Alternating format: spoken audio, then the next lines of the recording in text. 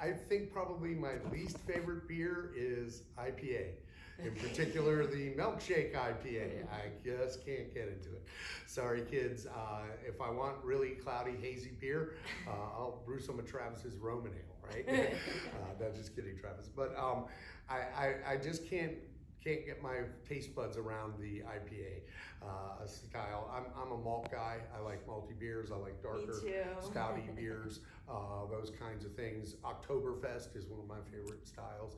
Good German malty lagers, like that kind of stuff. Now last night, and of course I wasn't familiar with the brewery, and I don't remember offhand, but I had a pumpkin ale from North Carolina last night in Yorktown, and that was fun. You know, that does get us more closely to here. And Aleworks makes a very nice pumpkin ale. Aleworks does? Mm-hmm. Okay. And then Buffalo Bill's from back in the day, Hayward, California. He says he's the first craft pumpkin ale, and I found one in New Jersey the other day. I was really excited. So, pumpkin beers, I'm a fan. Do you like pumpkin beers? Yeah, a little bit. You ever tried rimming the glass? No, I haven't tried that. Try that. Maybe that'll help. Yeah, cinnamon sugar. Speaking of the way things taste, Frank, one of the popular things that has been spoken about in conjunction with the 18th century beers is molasses beer. What does that even taste like, and where are they getting the molasses from at that point? It's surprisingly beer-like. If made correctly, especially if you boil the molasses for a little while in the mixture, it ends up tasting an awful lot like beer. It really sort of shocked me how much it tasted like beer. And so it isn't all that different from many of the beers that, especially pumpkin ales and things that we were just discussing, frankly. And I think that's one reason for its popularity. The molasses is also cheap. By the 1750s, molasses is pouring into the Virginia colony from all the Caribbean islands producing sugar, and it's very affordable. The other advantage to molasses beer in the period is that it is very quick to make a molasses beer compared to brewing with grain. If you brew with grain in the traditional English brewing methods, where you're making 3 batches of beer from the same batch of malt, you're looking at somewhere between 16 and 20 hours worth of work, whereas it takes less than an hour to make a batch of molasses beer. An adjunct beer. Exactly. It's just like opening the can of malt extract today and home brewing, as many people do at home now. So a much more convenient and quick process. I don't know if this is too much of a tangent, but you just taught me something so interesting a few minutes ago, and you were saying that had everything to do with the collapse of the Caribbean slave trade. Sure, as the sugar market declines after the 1750s, you find there's so much sugar that the price is starting to drop to the point where it's hard to be profitable growing it. And so you see the Caribbean economy start to diversify, growing spices, growing citrus, growing other things as the sugar market starts to fade out. And then by the early 19th century, we start to see sorghum molasses being made here in America, and the sugar beet coming to Europe and here to America as well. So additional sources of sugar, all of which basically sort of finish off the need for a large enslaved labor force in the Caribbean. And that's one of the reasons why, as the 1800s start to come and go, you see more and more pressure against the institution of slavery and a decline in it, and eventually the end of slavery in the Caribbean. So when referring to molasses beer, does that mean that all the fermentables are coming from molasses? So if someone were to attempt this at home, should they use light, dark, or blackstrap? As far as the molasses go, I don't think we can actually get a authentic 18th century molasses anymore, and the reason is sulfur. Their molasses were all sulfured, and you cannot buy a sulfured molasses anymore. I don't know exactly why, but probably a change in the processing and manufacturing of it. Say, if you go out to buy a black clap or molasses or whatever, it will say on there unsulfured. And so there might be a slight difference in flavoring because of that. But I think that they're all fairly the same. And in the period, we had two versions of treacle, as the English call it, a dark treacle or a molasses or blackstrap, as we might think of it today, and then the tan treacle, more along the lines of Lyle syrup, if you're familiar with that, about the color of a maple syrup, but made from cane sugar rather than maple sugar. And so we had a wide variety of molasses available to us. I just use, the standard dark molasses when I'm making molasses beer. But there is likely some additional sugars added by the brand. I've been looking more into the question of brand in the 18th century and exactly what that means. It doesn't come to you in flakes like you get it today, of course. It's coming really in the form of cast off from the milling process. And these millers don't want to throw this stuff away. It still could be sold or used in some ways. And one of the ways they found to use these things was to add them into the beer. And I think it's serving a couple of purposes. One, additional sugars, probably not a whole lot of additional sugar coming from the husks and other scraps of grain that we're talking about here, but some. And then the other is a grain flavor. By adding that in, it sort of balances all that molasses flavor and it gives you an actual grain taste to the beer. One reason why it tastes pretty much like modern beers do. Thinking still about growing sugar here in the colonies and outside of the colonies, a few years ago I stumbled into a plantation that is kept open for tourists now in Louisiana that had been a sugar plantation, and I didn't realize until then that we were producing sugar, as apparently we were. Do you know in this area if there are places like that, like existing sugar plantations? Virginia's just a little too cold for that. Really, it's South Texas and Louisiana seem to be the only places that it was a major crop, maybe parts of Florida, but that seems to be kind of farthest north you can really productively produce it. They were making some good pecan rum down there. Oh yeah. And rum, I should mention, is the spirit of choice here in the colonies up until the Revolution. So I was really excited in putting together these presentations. I've got this presentation tomorrow also, where we're looking at alcohol production by women in colonial times. And Thomas Jefferson had some drawings for what he anticipated Monticello's basement kitchen would look like, and he has a rum room in the cellar. He's got a barrel room, he has a brew house, and a rum room, and I liked him. Sounds very for that. Jefferson. Well equipped. Well, so speaking of that, we've been talking about beer. And Tara, this one's for you. Were women involved in producing other types of alcohol as well, specifically in colonial times, but expounding upon that as well? All of the alcohols, yes. So here in Virginia, and it's interesting you're talking about the malts. Barley wasn't so easily grown here as in some of the other parts of the young country. So very heavy on cider. Hard cider was a huge staple, and so that would have been done alongside the brewing by the women. Brandy production, again, because fruit orchards here, and they would have been doing that. There were stills in some of these homes, in the bigger homes. In the cellar kitchens where the production was typically happening, there was a lot of brandy being made as well, yeah. To that, I would also add a beverage that most of us probably never heard of, Mobby. M-O-B-Y is what it's called, and it's fermented peach juice. And it seems to be very popular in 18th century Virginia. So much like making a cider, but instead of using apples, you're using peaches.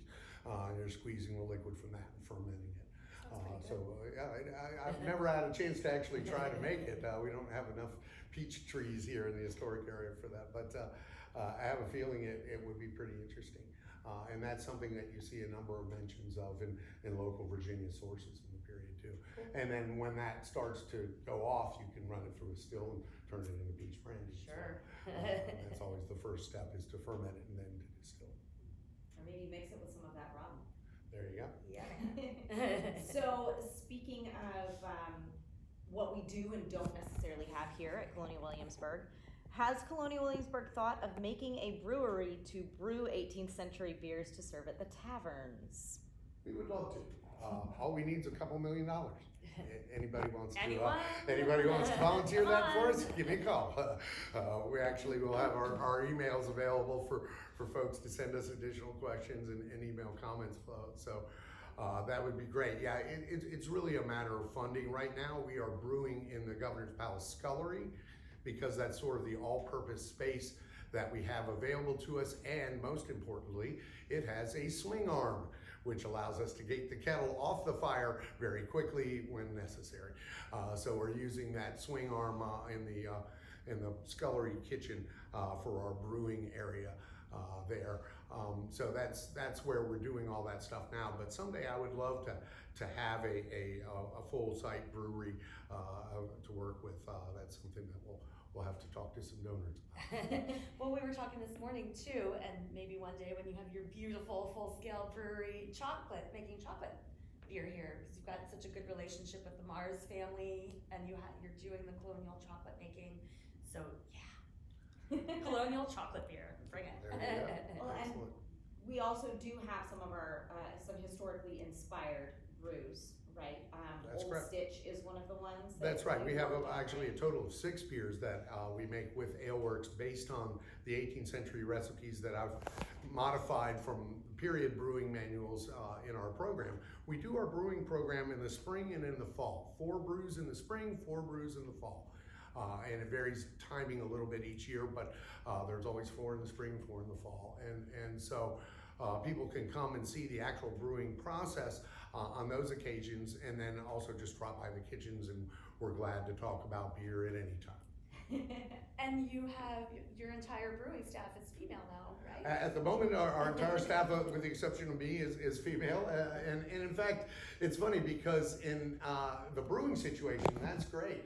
But in a professional cooking situation, it's actually men who were cooking in that kitchen 200 years ago, not women, because men had the advantage of professional training as cooks.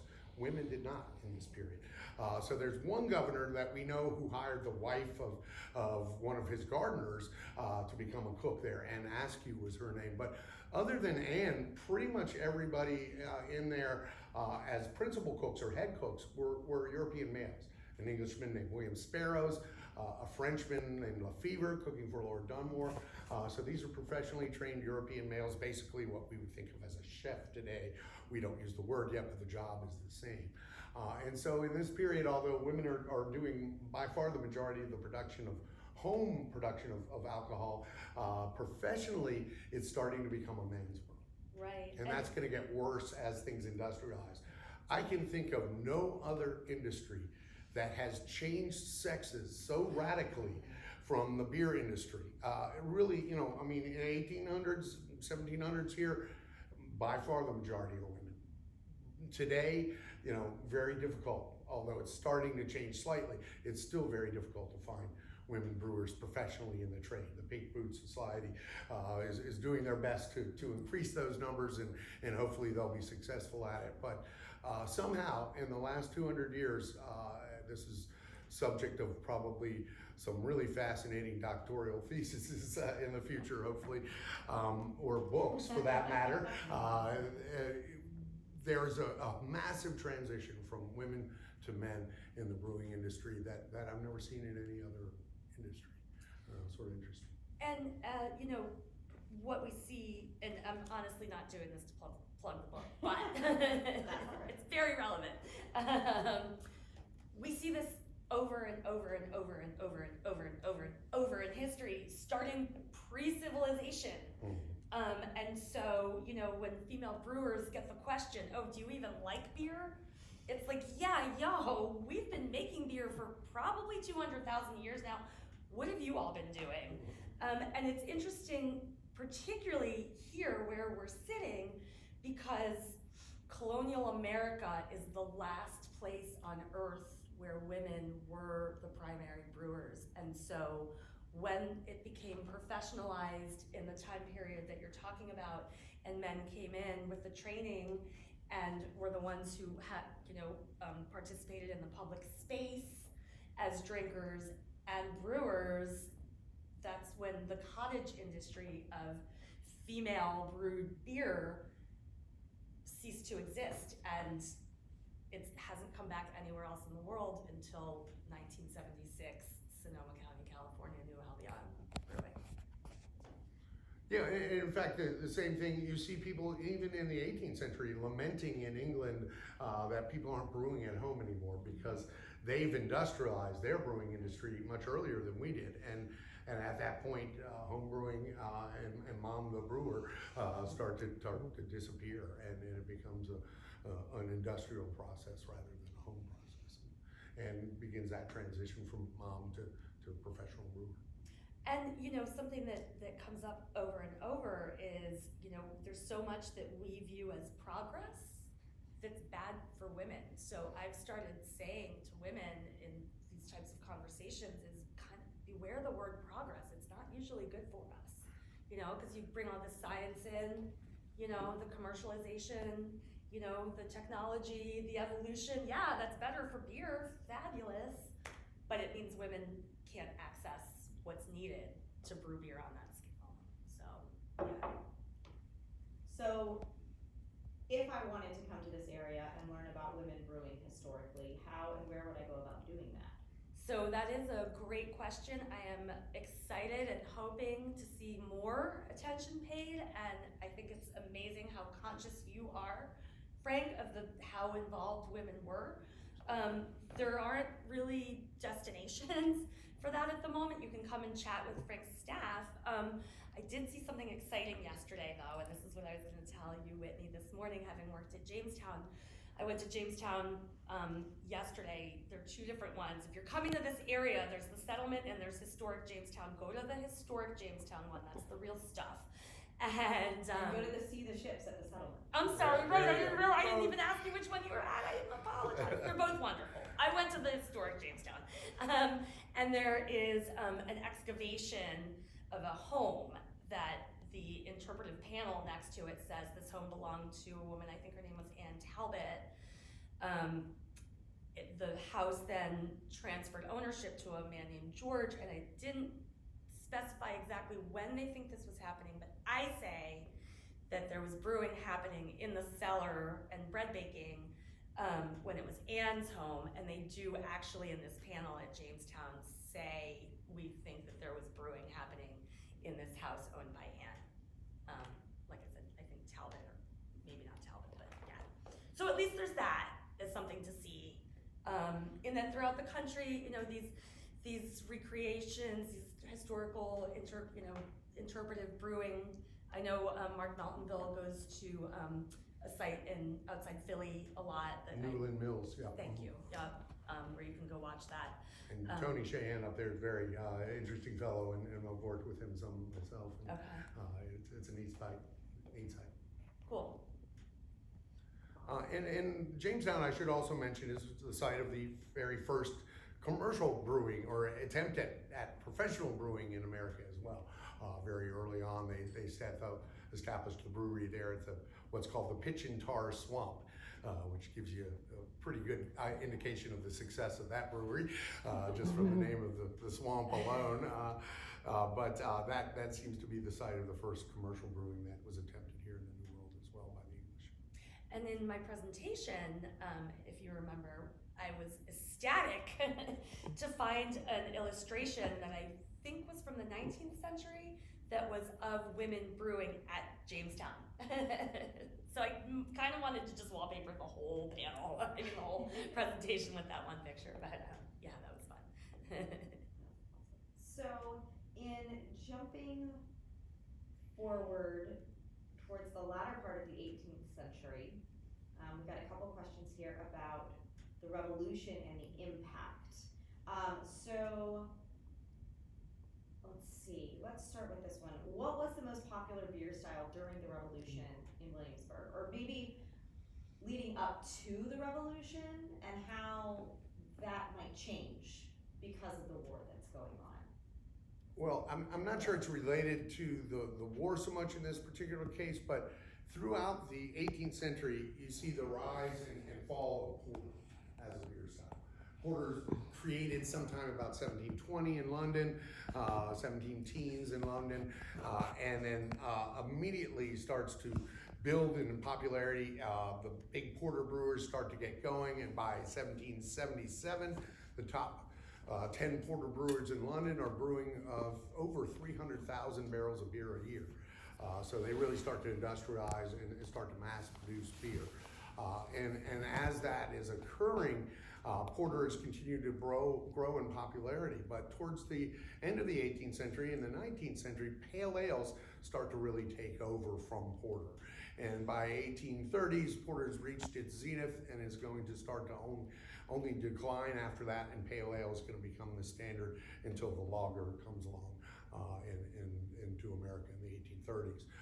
So pale ales sort of take over from porters in the 18th century, but here in the colonies, we're a little slow. So you still see porter as immensely popular. It was Washington's favorite beer.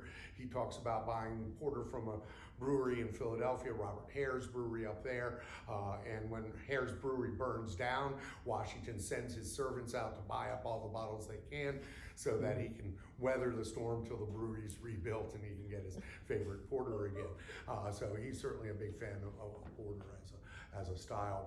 But remember that as the time goes on, the pale ale is starting to take over.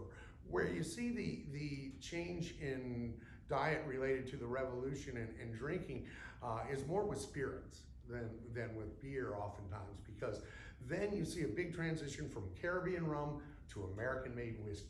Corn becomes the patriotic food which Americans can hang their hat on and distinguish themselves from their European fellow people by consuming that American corn, or Indian corn as the English called it at the time. You would never have found anything made from corn on the royal governor's table in the 18th century. That is for poor people and pigs, not royal governors. So American corn was viewed with big disdain by the English, and frankly, go to England today and try and find cornbread.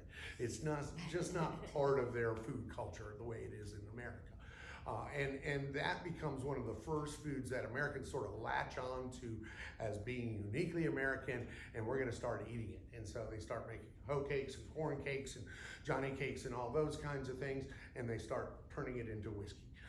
And we create our own style of whiskey, bourbon style whiskey, done with corn rather than with barley as the European styles of whiskey originally are done. And that's a big transition from Caribbean rum to American whiskey. Beer kind of goes more towards cider after the revolution. You see a lot more cider production starting to come on. We kind of step away from beer until the lagers arrive in the 1830s. But it's whiskey, whiskey, whiskey in early America. 19th century, some scholars have estimated the average American is consuming 16 gallons of pure alcohol a year in about 1820. That's every man, woman, and child. You turn that into whiskey, that's at least 34, 35 gallons of whiskey a year. You know anybody drinking 35 gallons of whiskey a year who's still with us? Not for long. Functioning. So, I mean, massive consumption of these distilled spirits. It's partially economic, but there's a lot of other factors. And all this leads to lots of health and social issues, which then lead to the women's Christian temperance movements and prohibition. So there's a very interesting cycle in American history where we're going from all being very pro-alcohol in the colonial period, especially fermented beverages. They didn't like distilled beverages as much. There was some distinction in their mind between fermented beverages and distilled beverages because distilled beverages get you drunker faster. So they're not as viewed as healthy as the fermented beverages. But you start to see that real clear changeover in people's minds. If I may, you brought up so many things I want to talk about. Let's hope I remember them all. Okay, porter. So Yards Brewing, Tom Kehoe, he sends his regards. Tom was one of our first speakers at the first Ales Through the Ages. That's what he said. So the first modern craft brewery in Philadelphia, Yards, they have an Ales of the Revolution series that you're very familiar with. One of the three types that they make is George Washington Porter. Yep. I brought you all some today. speaking of Washington, I know that they're doing, well, you must have been up there, you must know those people. They're doing a lot of distilling there at Mount Vernon, and it's part of a big push to make people realize that whiskey didn't start in Kentucky. Whiskey was a Virginia, Maryland, Pennsylvania product until corn whiskey, bourbon became very associated with Kentucky. Martha Jefferson was believed to have made mostly a very hoppy pale ale in her day. And her husband, Thomas Jefferson, was not so much a beer guy. He did, like we said, like his rum, but as time went on, he started to see how much people were abusing hard alcohol and started to take on what then became sort of the mantra of the temperance movement, which was, made a lot of brewers happy. Drink beer, not spirits. It's not going to kill you quite as quickly. So that was a big push for him. Yeah, and in fact, England had that same problem with gin.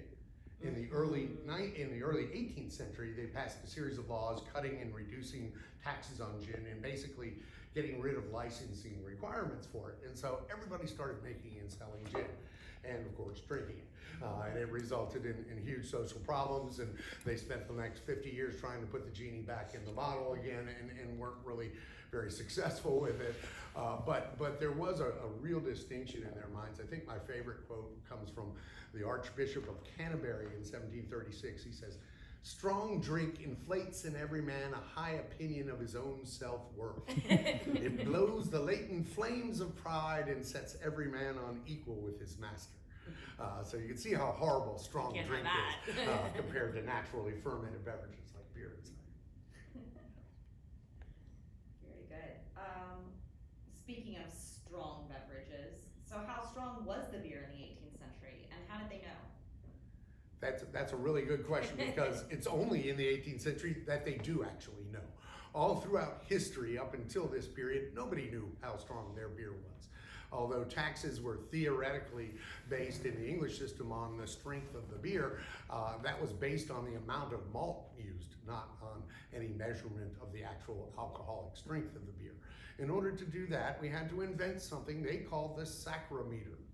And the sacrometer, today known as a hydrometer, allows you to measure the amount of sugar in suspension in a liquid, and then with mathematical formulas come up with the amount that's been converted into alcohol. And so it's only in the 18th century, towards the end of the 18th century, in fact, that we actually know how strong our beer was. And one of the great guides for that was a book made by a man named Richardson, who wrote a treatise on the sacrometer, as he called it. And he goes ahead and brews lots of different batches of beer using different types of malts, and then compares the alcoholic strength to it. For the longest time, I thought, this is a great source, and I had his treatise, but the problem was the scale he used on his hydrometer is very different from the modern scales used today. So I was never able to actually figure out how strong the stuff was, till I was finally able to find a brewer in England who had been trained using brewer pounds like Richardson uses, and had the mathematical formula to convert it. Once I got that formula, I could go through Richardson's book and discover that his porter was always between 6.5% and 6.2% alcohol. Every one of the porters that he brewed was right in that neighborhood.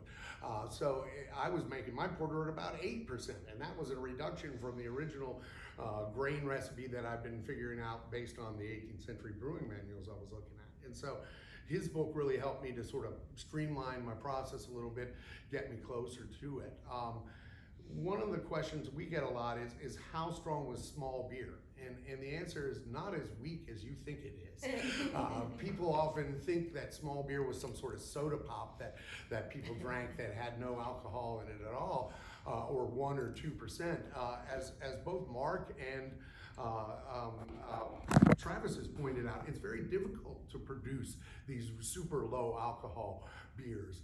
And even with natural and wild yeast, they tend to want to ferment. And I've found that with the infections that have occurred in our brewing process, they like to ferment those wild yeast. So they will produce a fair amount of alcohol. And if you follow Mary Randolph, the first Virginia cookbook, she writes a recipe for molasses beer. Follow that recipe, it's 5.5% alcohol. So it's not that small. Now the smaller beer is probably going to be coming through the brewing process if you're following the grain process. The third mashing of the use of grain would in fact give you much less alcohol than the first two, but it's still probably going to be closer to 2 to 3% rather than 1 or 2 in that. So small beer wasn't really as small as you think. A lot of drunk kids wobbling around You know, town. that's why you want to water that down. Yeah, you don't want them stumbling around town making you look bad. There you go, very Right, good. parents? Folks, we don't have too many questions coming through, so if you are tuning in on our live stream, please go ahead and send some in.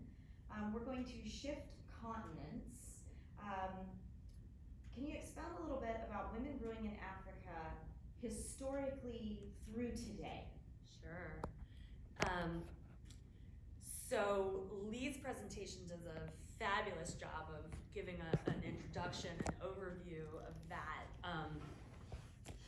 So what we have to remember to begin to answer that question is we're all African, right? I mean, humanity, scientists believe very strongly that we originated in the southern part of Africa, started walking on 2 legs, and then started walking out.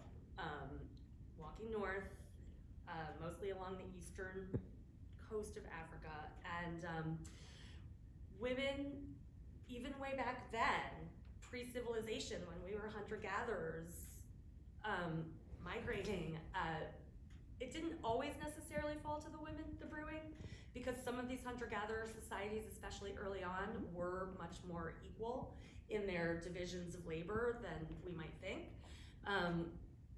But it did start with women brewing. I don't know, can you really call it brewing when they were to some extent like stumbling on honey, naturally fermented honey wine, but you know, loosely brewing. You know, that would have generally more often than not fallen to the women, because as my favorite Dr. Pat McGovern from the Penn Museum likes to say, the men would have been out hunting mastodon while the women were caring for the children and the fire and the food, just like they continued to do throughout time. So yeah, African women brewing since pretty much day one, and they're still doing it. And this is one of my favorite things that I learned through my research is 2 things. One, there's still kind of older women today brewing beer in traditional methods like they have for thousands and thousands and thousands of years. And we do see that in that video of Lee's in Burkina Faso. And then also there are younger craft brewers who are female in Africa now. In fact, in Rwanda, there's Kweza Brewery that they've done a great job of making a name for themselves internationally. That is female run, it's female brewers, and then there are a few actually in the book we talk about. There's a brewer named Peace, who's African, who is making contemporary beers, but then also some of the women, the female brewers, are drawing from traditional ingredients like the sorghum, like the millet, like the fruits that were used back in the day, and using those in their contemporary craft beers. And as soon as I can get on a plane and go visit some of those places, you better bet that's top of the bucket list. And I think there's an interesting parallel between that and what's going on in Colonial, Virginia as well, where people are trying to find anything they can ferment. They're not restricting themselves to the modern definition of beer. It has to be at least 52% grain, and it must come from malted barley, and it must be mixed with hops and all that kind of thing. But really, they'll call a lot of things beer that would not qualify under FDA regulations today as beer, but they considered it a beer. And so I think as beer historians, sometimes we need to broaden our outlook in terms of what we define beer as. Lee's African descriptions are a wonderful way of sort of highlighting the fact that beer can mean a lot of different things to a lot of different people, not necessarily what we always think of traditionally as beer today. And as historians, it can make things a little trickier because, I'm sure you run into this, and in me trying to figure out throughout different time periods in the book, like, what do I call this alcoholic beverage I'm talking about? This book is about beer. Does it count? Because it was a fermented honey situation. Okay, so was there grain in it or not? And it would have looked so different. And so I tended to define beer as a fermented alcoholic beverage that had grain as its primary fermentable source, which I guess would mean that molasses beer wouldn't have necessarily fallen into my definition. It doesn't so today. Yeah. It was a tricky and interesting question to encounter. And then there's the other beers that I pointed out in the my talk was made from the stalks of green corn, pumpkin brewing, those kinds of things where we're looking for a substitute for the malted barley and not wanting to import sugar to be the main source for that. We're going to make our own sugar out of pumpkins and then use that to make a molasses beer. We're going to use green corn stalks because every farmer knows the saccharine quality, as Landon Carter put it when he put the recipe for making beer from green corn stalks. Pea hulls, other things like that, which are turned into beers in this period. So you see a much broader definition in their period and a much more wider willingness to try to come up with something that'll ferment in our time period. And actually, you were talking about corn before, and I was trying to figure out whether the indigenous populations here in this area were making alcohol, whether there were indigenous populations elsewhere making alcohol, and the answer is no and yes, at least as far as my research has found. And they called it Indian corn, as you said, and I have a really wonderful editor who's like a generation below me, and I wrote Indian corn in the book, and she came back and said, well, what was it really called? We can't call it Indian corn. And I said, it was called Indian corn. And she said, no, get me a different answer. And finally I did find out it was flint corn, I think, is the technical. Oh, okay, well, yeah. So it's flint corn, but yeah, I mean, they There's a called lot it of different Indian corn at the time, right? Right, yeah, it was just referred to as Indian corn because corn in English does not mean maize, it means cheap grain. So the corn of Ireland, for example, is oats rather than wheat because that's the cheap grain that they can grow. So in English etymology, or linguistically speaking, the term corn was simply applied to any cheap grain.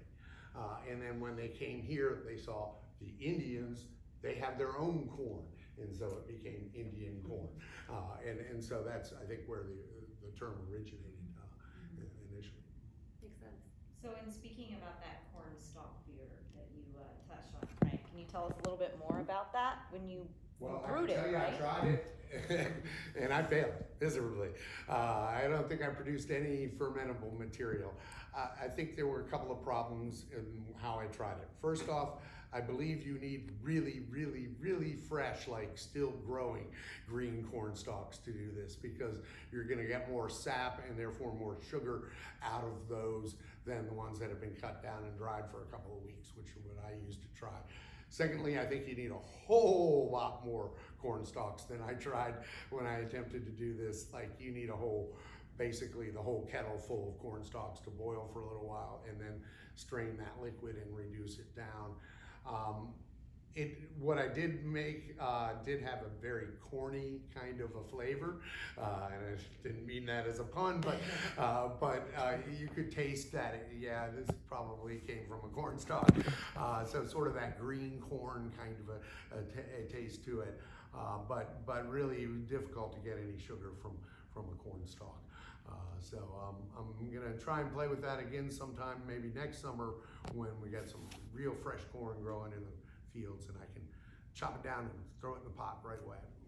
That sounds awesome. Can I come? Sure. Okay. We'll need lots of help. All right, I'm here. So we've got two questions that kind of join together a little bit, talking about the shift from domestic to commercial brewing and how that may or may not have related to that same shift of brewing becoming more male-centric. If that has anything to do with the need for greater body strength when moving to a commercial volume rather than a domestic volume. I think I'm reading that question right. I don't think it's so much that. I think it's money. Yeah. The men have the advantage of having these larger companies, this larger financial resource that allows them to build these big beer factories, which is what they amount to, and the women did not. And so I think a lot of it comes down to the financial backing of all this, and that's especially as you're starting to industrialize. Who's got the money to buy 50 kegs to age beer in? Right. The rich people. And that's why the big brewers kept getting bigger, because they could keep reinvesting their profits and get larger and larger as they. I think that lager, the introduction of lager to this country really speaks to that better than anything else. So, you've got Europeans coming over who are already male. They've already been trained. They've already been working in commercial breweries, and they come over, with this huge first wave of German immigration. And so they have these larger scale situations that can then travel farther than the unhopped ale that the women might have been making. And what's different, what's specific to lager that isn't necessarily such an issue with ale? Cold storage. So if you are a woman raising the children, tending to the sheep, doing every single thing imaginable as you're, to run your household and your cottage industry, you don't have the luxury of just waiting until winter to cold store your lager, in a cave. You can't wait till winter. You just have to keep doing it. So you can't make lager in the summer then. And the tastes were evolving, right? Because the more lager came in, the more, people were excited about it.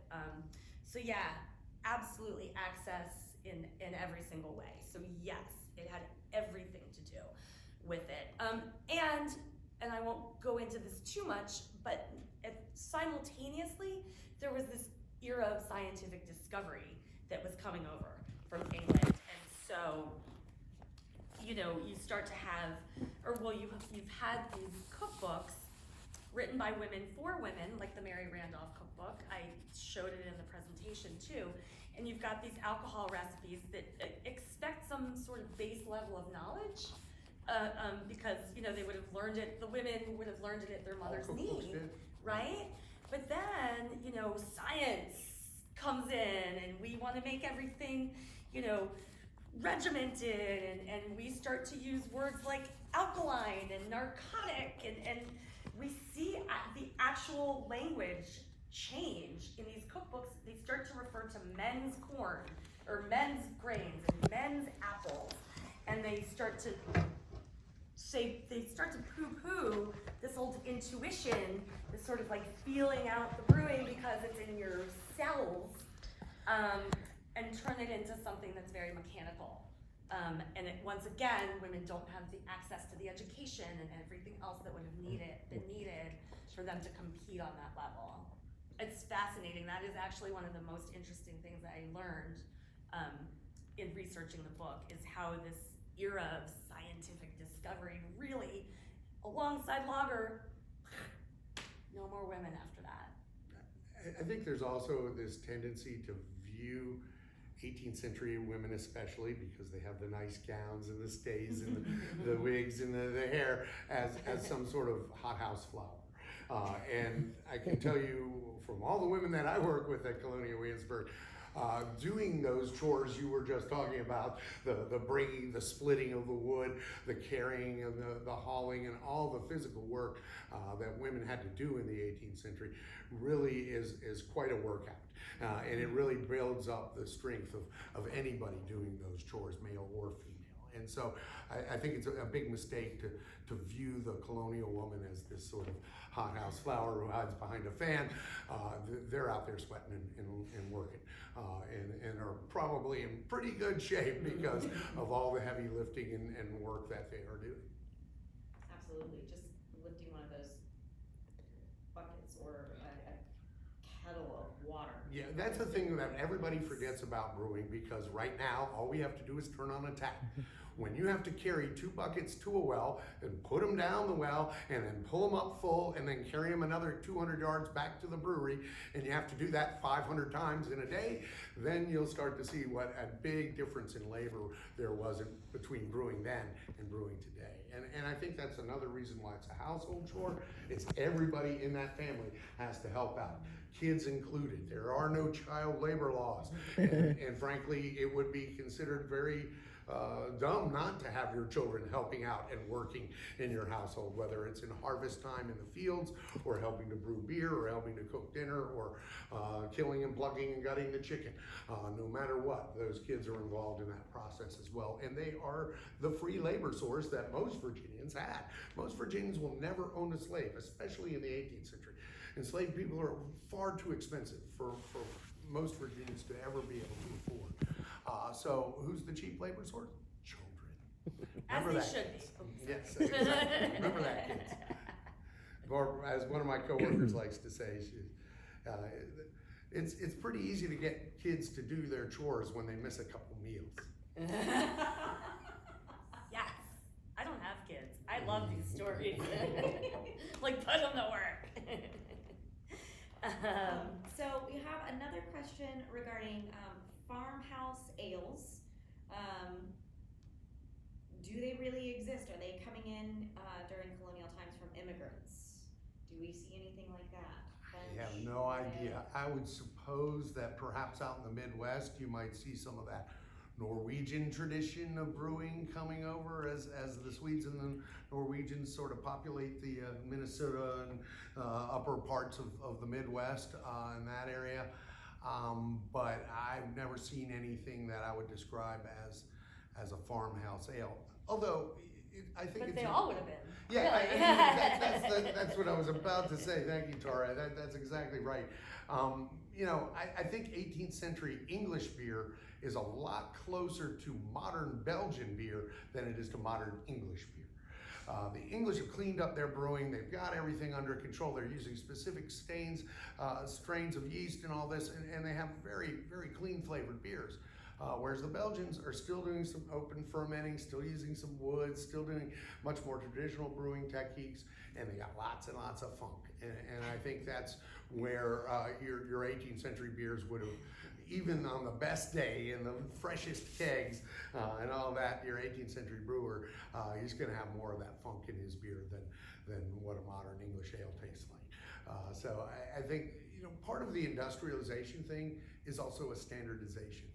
Most of us don't realize this, but when you buy an Oreo or a Coke, you expect it to taste like an Oreo or a Coke. And if it doesn't, you want your money back. 200 years ago, if you went to buy chocolate or you went to buy beer, you knew that every time that brewer made a batch of beer, it's different. It's never gonna taste exactly the same as the last time. And so you find somebody that you sort of trusted and you sort of weathered those chances where, hey, this beer is awful. Well, we'll come back next week and see if it's any better. Whereas today, you have bad batches of beer for long enough, and that can be the death note of your brewery, as Kyle was discussing originally. So I think we've become, as a society, accustomed to a standardization in food products that did not exist in the 18th century. And people don't really realize that everybody expected variation in those kinds of products. They knew that each batch was gonna be a little different, and that they're never gonna get the exact same thing twice. And that's something that we've become so accustomed to, we don't even think about it anymore. And that's so interesting because I don't know if this is quite as true anymore with so many craft breweries, but you know, when craft brewing was becoming repopularized, you know, 5-10 years ago, that was such an advantage, right? Like it was very exciting. Every year it's different, every batch is different. Well, actually, I just got my latest shipment of Anchor Christmas, and they love making that intentionally different every year. But yeah, this idea of being artisanal, that it's not standardized anymore. Thank goodness, I think we are revaluing that sort of thing. Yeah, and that's been the sort of full circle that we've come on that. I mean, in the 70s and 80s, everybody wanted that industrial product. They want that in things, and now people are starting to realize that those things are kind of boring. It's the homemade stuff that's interesting and different, and those things are coming back. Artisanal food movements. Wonderful. Well, that kind of plays into, going back a little bit, with what our last question is that we have. Frank, you touched on commercial brewers specifically in Colonial, Virginia. So you're saying that people going to those commercial brewers would have expected the product to be different. You specifically mentioned one on Capitol Landing Road. Were there other commercial brewers that we know of in the area? Sure, and in fact, Martin does the best description of it in his blog, Zithrophile, about John Mercer, who ran a brewery in what was called Marlboro, Virginia. And he's probably one of the best examples of a commercial brewer here. There's a wonderful brewery that sells a couple of times up in Fredericksburg that had 4 buildings, a malt house, a stone house, and a brew house, and a cooper shop for making the barrels. And that one's in Fredericksburg. Norfolk, Richmond, all had numerous breweries throughout this period. So there is commercial brewing going on in Virginia. The problem is our climate. Because of our weather, it's not the best climate for fermenting beers, especially in the heat around here. Things get kind of wild with yeast as temperatures get up into the 80s and 90s on a regular basis, as they do in Virginia, basically from about April until about now. It's so because of the heat and humidity in our climate, we're not going to develop the commercial brewing industry that Philadelphia, Boston, New York, or places. Do I have time to jump on that? Absolutely. And there's so much that's unique about Virginia, I think, relative at these time periods, relatives to the more northern colonies, at least. I can't speak for the more southern ones, but you know, the access wasn't there. You know, the roads that might have existed were unpaved, some impassable, and so, you know, talk about the local form movement. You really had to rely on what you could produce close by, especially in a place that wasn't Philadelphia or New York or Boston, that was more developed and commercial. I mean, it was very provincial down here from what I understand. It's an agricultural colony. Its primary income is farming, and most people here are farmers. And so as a result of that, we don't have a lot of the industrial base that leads to commercial brewing too. Well, thank you both so much for joining us this afternoon. We're all out of questions. Oh, wait, we've got one more. This is a good one to end on. Are there any beers you're looking forward to this year? All of them? Yeah, right. I can't wait to open that Anchor Christmas. You know what we just bought? I'm pointing at my friend. Speaking of yards, there's a woman named Charisse McGill. I've written a couple Forbes stories about her, at least one actually.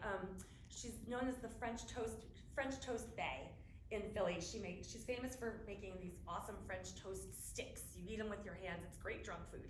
And she's got these pop-ups, and she's partnered now with Yards in Philly to make French toast beer. And I don't know how widely available it is. I bought some at the brewery. I don't know if you can get it elsewhere, but I bought a 4-pack, and I haven't tried it yet, and I'm really looking forward to it. Frank? I'm always happy when the Oktoberfests come out.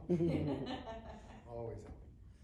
Wonderful. Well, thank you all for your questions today. Thanks you guys for joining us this afternoon. Any parting words? I would just say come and see Tara's talk tomorrow night on her new book, A Woman's Place is in the Brew House here at Colonial Williamsburg, here in this very gallery at 5 o'clock tomorrow. Yes. And hopefully you all will join us in person next year for Ales Through the Ages. Yes, the full conference is going to be next year, and I'm really looking forward to being able to share a beer with all of you folks out there in virtual beer land. Here's to a water toast. Cheers. Yes, we'll get you something stronger soon.